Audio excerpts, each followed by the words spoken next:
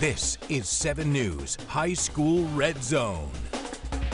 Hi, everybody, and welcome into the show, or welcome over if you were with us on Channel 7. We continue on in the High School Red Zone.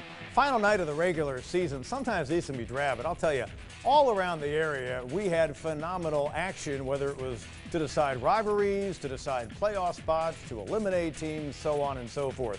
Let's begin in Roebuck, where Dorman and Spartanburg met again. Their big rivalry for bragging rights, and Todd Summers has the recap.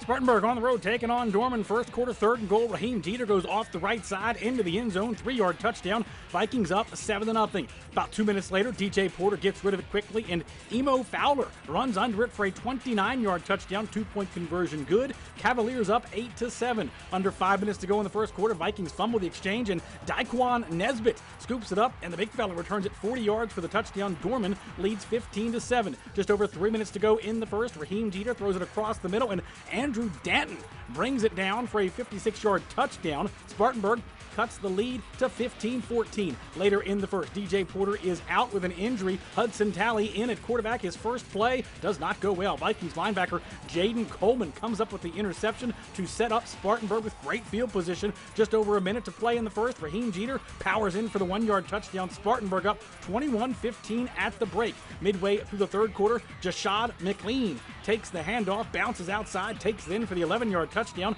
Spartanburg up 28-15. Under 4 minutes to go in the third. Raheem Jeter takes the snap, goes straight ahead for the 1-yard score. His third TD of the night. Spartanburg up 35-15. Under 2 minutes to go in the third. Demarius Foster gets outside, turns on the Jets, takes it 18 yards for the touchdown. Dorman cuts the Spartanburg lead to 35-22. Foster 263 yards on the night. Early fourth quarter, third string quarterback Mitchell Powell throws it up. Kason Gilliam brings it down for an 11-yard touchdown. Cavs cut the Vikings lead to 7. Midway through the fourth, facing 3rd and 8, Raheem Jeter throws under pressure. Andrew Danton makes the catch, fights into the end zone for the 17-yard score. Spartanburg up 14. Cavs keep fighting. Under 4 minutes to go, Demarius Foster, 2-yard touchdown. Cavs cut the lead to 7. Under a minute to play, Demarius Foster, 5-yard touchdown. The Cavaliers go for 2 and the win, and the Vikings defense holds as Spartanburg wins a thriller. Final score 42-41. I can't brag enough on our kids. You got to brag on Dorman.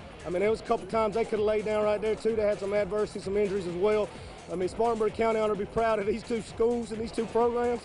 This is Smart High Dorman. For the High School Red Zone, I'm Todd Summers. What a game that was. Gaffney and Burns, meanwhile, going at it in Duncan. Burns trying to get some momentum going into the playoffs. Gaffney having already wrapped up the region championship with the #1 seed, Kobe Shaw, Kai Cook in the second quarter. It was 14-7 in favor of Burns. Just before the half, Shaw to R.J. Livingston, 27-7 at the break. Burns. Back comes Gaffney. Quayshawn Tate punching in. And Gaffney cuts the lead to 27-21. Jacob Coleman makes it 30-21 with a 37-yarder in the fourth. Grayson Loftus, a heave with about 4 minutes to go. Kamarius Bomar with the pick. Burns gets the 9-point win, a big one. They snap a 3-game skid against Gaffney. Shaw for Burns, by the way, 306 yards passing and 4 touchdowns.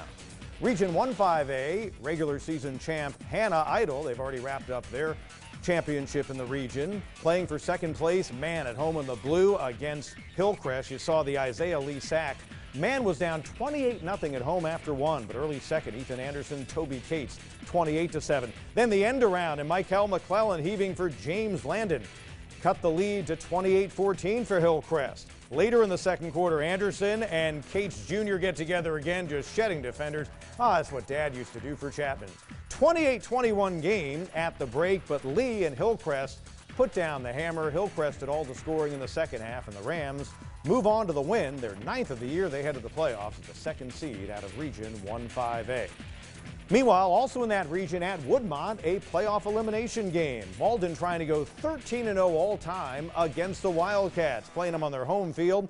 And the Mavs trying to snap an 8-game skid this season. Zach Brewster with a nice run as Malden had a 35-0 lead at the break. Torian Henderson then going to get the handoff and bull his way into the end zone. And Malden snaps its skid. Win #2 on the year is good for a playoff spot as they eliminate Woodmont. Malden now 13-0 all time against the Wildcats with a 42-7 victory.